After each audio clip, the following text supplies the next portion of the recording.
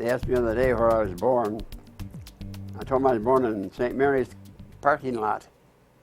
Is that a fact? Well, there was a house there then. I see. I was born in the house. I see. But when St. Mary's bought the house for a parking lot, they moved the house. They had to cut it in two because in those days moving wasn't very easy. And so now I have the two houses on North 6th Street, but they're separate houses. Right.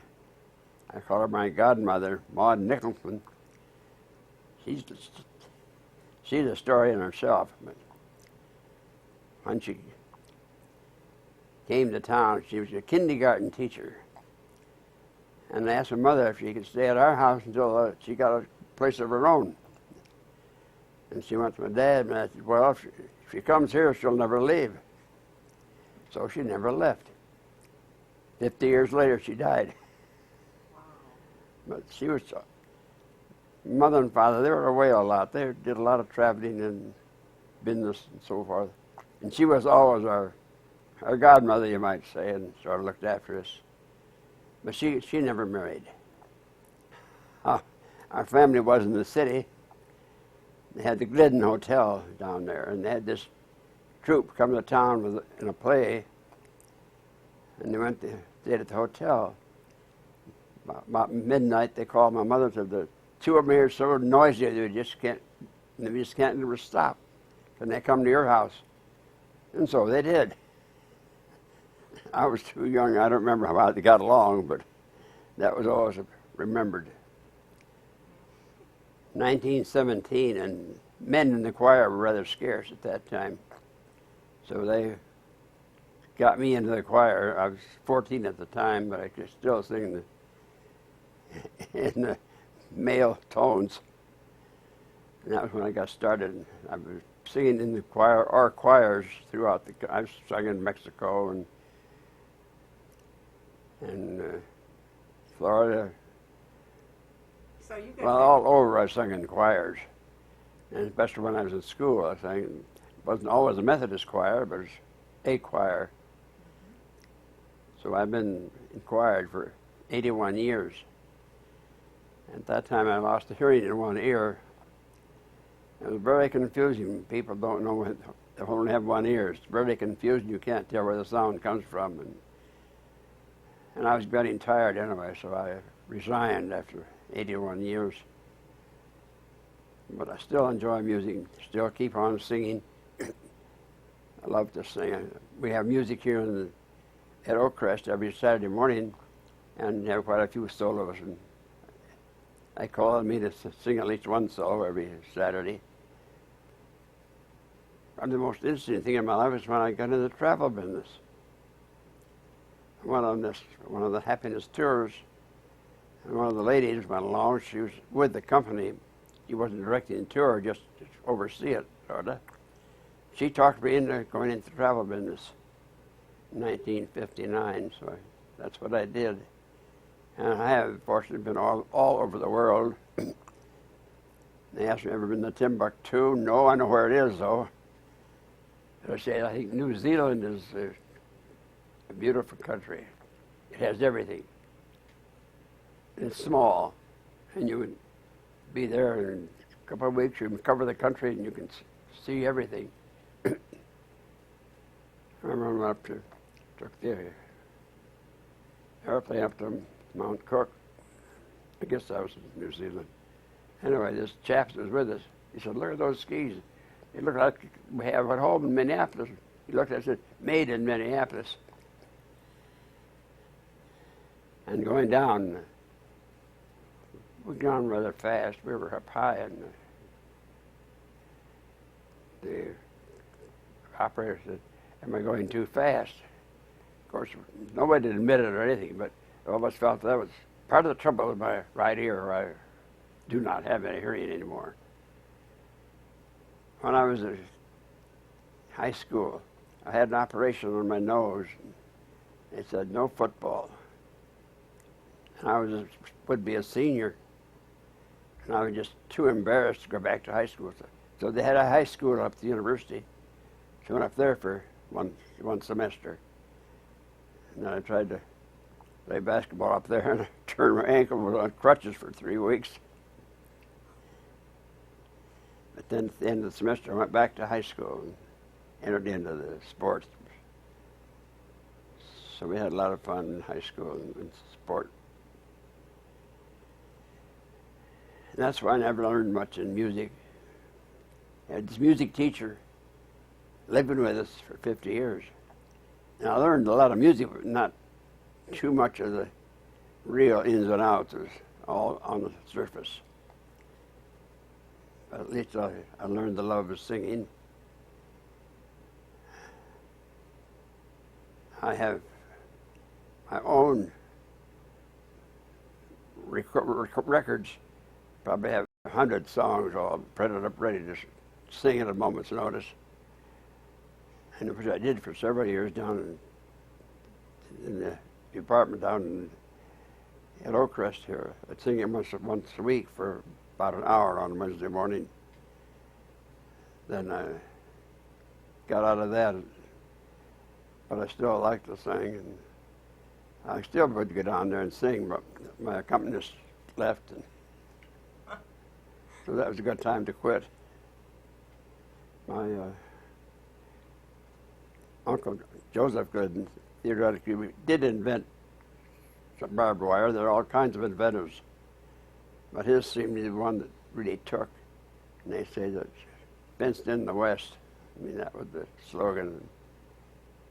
And I do have collections of barbed wire. We have them down in the game room downstairs. We have collections of barbed wire. It's been the barbed wire city. As you came into the city years ago, there was a big sign that said Barbed Wire City, 10,000 strong. But that's gone by the wayside now. Remember, my uncle lived on a big house on South 4th Street, and he married a girl named Hopkins. And her brother was Jake Hopkins, who was a judge in Chicago. And he donated the 16 acres to the city of Dekalb for a park, which is now Hopkins Park. That's where they have the band concerts every year, once a week for about 10 weeks during the summer, which are well known. They have a wonderful band.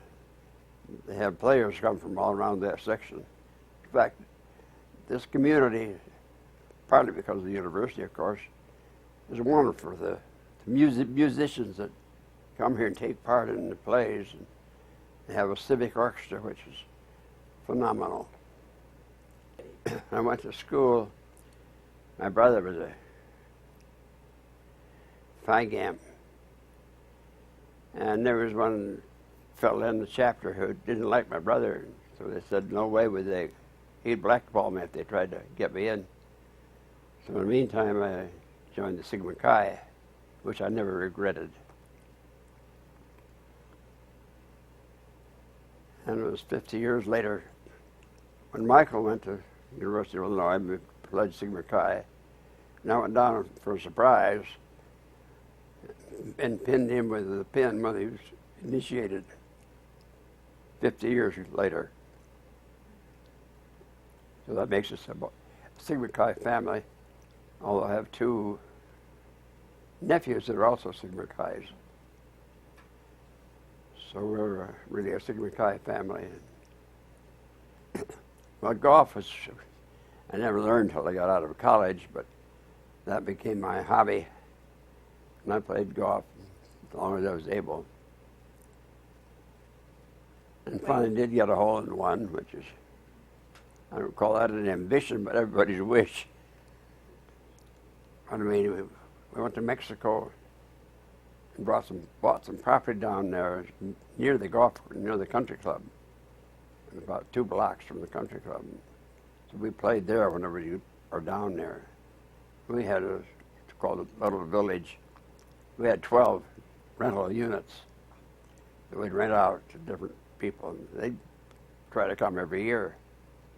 Of course, during the summertime, it was sort of slow there, but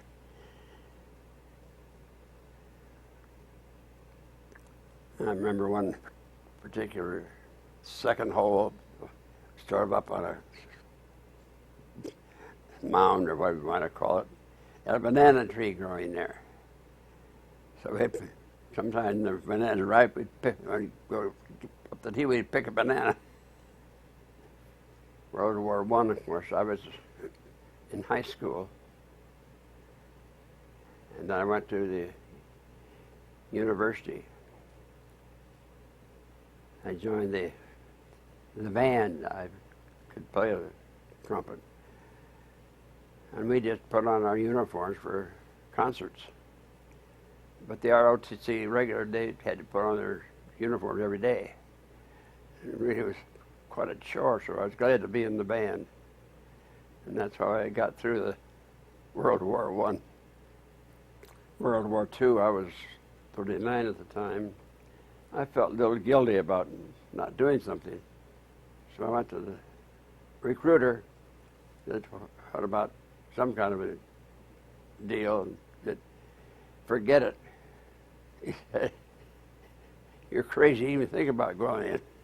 So I gave that up and stayed on the sidelines. And of course, the rest of the wars come along. I try to do my part. But I always sort of feel a little guilty when I get around these different sessions of men and they're talking about World War experiences. They're all about that age.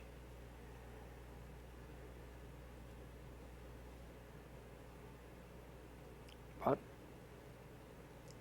that's the way the Lord wanted it, I guess. I don't know. I ask him every night what I'm supposed to do with myself to instead of just living. I'm still looking for a definite answer. I'm not sure what I'm supposed to do.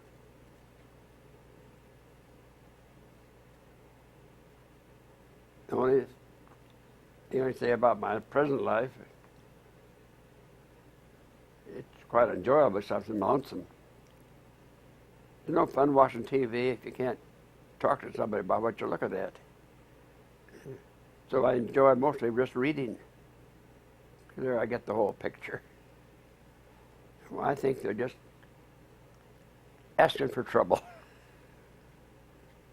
Too much involved in all this new operations and all these new gadgets. It just seems to me that I don't know where they'll stop. Of course, I still feel that half our trouble is our economy when we've got the women working instead of having a home. I think that's half our trouble. The kids don't have a mother. I mean, a real mother. Some of them do pretty well, but a lot of them just won't let us shift for themselves. That's why they get into trouble. But I don't know how to cure it. I did think about these illegal aliens and hiring them. And I thought, the company that hires an illegal alien should pay a tax for that illegal, the amount they pay her or him. That's the tax. And they wouldn't hire them that quick. They wouldn't be so anxious to come here. But we all have our thoughts, but they don't get anywhere. I'm just astonished at all the kids in high school age that are getting in trouble and murders and killings. And I don't know how you put a stop to it. If you want my theory about education, I feel that all schools should go on the same time element quarterly. And you go to school for 3 quarters, and you have a quarter free in which you work. Unless your parents, you get excused from your parents that they will look after you. And then the next quarter, someone else takes that same job. So that job is filled year-round with students. But, those things are way up in the air. And these things you think about or keeps you awake at night. And that's half my trouble, that I can't sleep at night. I try to find something to put me to sleep. I take sleeping pills, but I don't relish taking them. I worked in the bank. Of course, we cut our salaries way down. Then I went into industry because it seemed the thing to do. And later they started working for the receiver of banks. There were 2 banks in Genoa. I was the assistant receiver, and I spent a year or so in Genoa just trying to help where they all losing their farms. It was just a sad experience. But we did what we had to do. And I hope we won't go quite through that phase again. I'm looking forward for the next few years, but I don't know why. I have no reason physically to think that I couldn't go on for 4 or 5 more years. And the thing is, what are you going to do in those 4 or 5 years? I like to do something that's worthwhile, not just sit. My mother was a devotee of Dr. Fletcher. If you don't know Dr. Fletcher, you'd have to look him up in the dictionary because he's in there. But his idea was to chew your food. When I was a kid, I went to the doctor, had my adenoids and tonsils out at the same time. And I think that affected my eating process. Because now I cannot swallow lumpy food. Everything I chew and chew and chew until it becomes liquid. If there's any lumps in it, they go down the wrong way. And that's the main troubles I've had in the hospital is because of sort of choking to death practically. So I chew my food, probably take a mouthful and chew 100 times. And that gets it in the liquid form, so I have no trouble swallowing. The only trouble I have swallowing are big pills. And I just get an awful lot of water to wash them down so they go down the right channel. Although I do like to drive. But the gas the way it is, I can't afford it. Well, my mother started that. She collected all kinds of glassware. And there are sections around in the Crest here where it's on display. But the blue glass was particular. So I have the collection that we've donated to Crest out in the vista room, which you saw. This is what's left over. And my daughter has a collection of her own too. I don't know how much she has, but quite a collection of blue glass.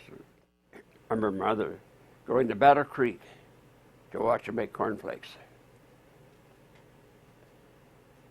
And that was quite a while ago. Probably 65, 70 years ago. She'd go there to watch her make cornflakes. But I expect they'd be glad to hear that. I'm looking at my granddaughter. She's grinning over like a chessy cat. Technology anymore, I mean, it's just so improved, I mean, 1,000,000%. And I think our technology has just gone too fast.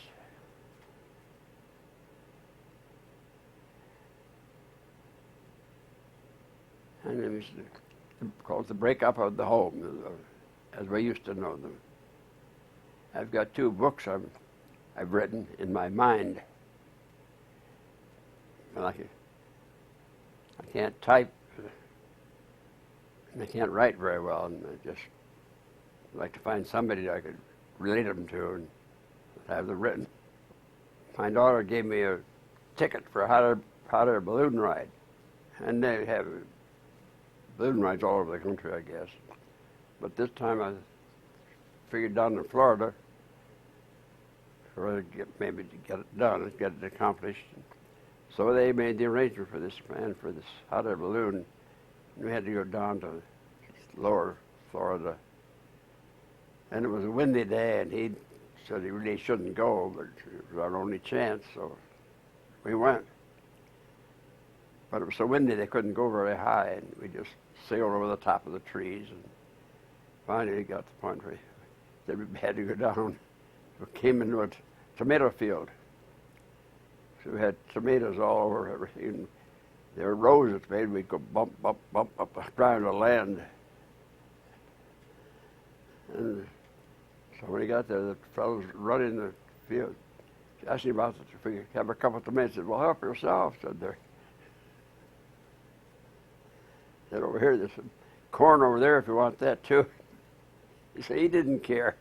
You just operated it. Well, we had a good time. The girls on the balloon were a little bit frightened, I think, maybe, but first class would have enjoyed it. It was one of those things. I drove a Skidoo. In fact, I want to get in one, see how fast I can go. She worked for the agent. You see a picture on my wall up there. No, the other wall. My memory. What's her name? Cecilia Bartley. Yeah, Cecilia Bartley. She called me on my 90th birthday. And so when she came to Chicago, I went in took her group in to hear her concert. So those pictures of her in there, when she realized who I was. So I had a lot of fun. I'd try to get her concerts when he came to Chicago. The last one I think I even might have had tickets, but it was a gala presentation, and dress affair, and all this fancy stuff, and that's not for me. But since that time, I sort of lost track, but I keep track of her. One time on site, I was in Kansas City, I think. She had a concert there, and her mother was with her. And so I got the picture of she and her mother. But I've always enjoyed hearing things about her. I have quite a lot of her records. But there again, I just don't play them. You're lonesome. Yes, I mean, listen with you, comment, it'll be fine. So I'm looking for a roommate. Age limit 65 here at Oak Crest. That's somebody too old. Knowing St. Mary's bought our house on Pine Street, my dad had a choice of buying one of the Elwood houses or the Marsh house out here by the country club where they had the sanitarium. But he bought the Will Elwood house, which was a tremendous house, and 29 rooms, I think. And of course, even up on the third floor, there was a place where you could have a party. I had the big cistern, and it was quite a growing up place. Had these winding stairs going up to the second floor, and you could lean over the balcony and see down below. And my younger sister always complained because they always tried to drop her over the balcony. It was there from that house that they had the Maypole dances. Come May, my mother would invite fifth graders from the school. I think it was one school at a time, maybe. And come, they'd do a Maypole dance. And Maude Nicholson, who was living with us, said, would play that pump organ that you see over there. And that's been in the family ever since. That will go to the Maude Nicholson Scholarship at the university. We had one of the first automobiles in town. It was an old, always had trouble with the rear axle braking. So after a while, we carried a spare rear axle all the time. And the fellow that drove for us, he knew how to put the new axle in. And the gear shift was on the outside of the auto. You have to reach out to shift the gears. It was really quite a car. I would like to have it now. I was too young to drive that very much. But that was one of the first cars in town.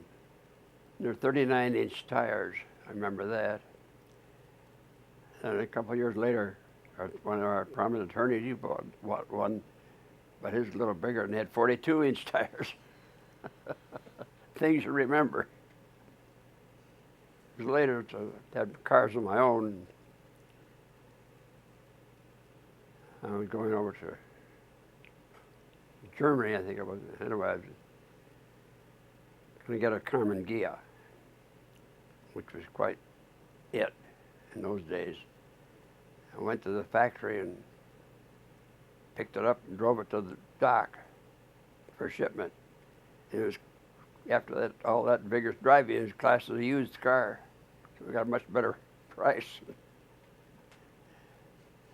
The same with transportation, went a lot less as a used automobile. I like Malted milk balls because they don't have to unwrap them. You just help yourself. I always have some on hand. I like these.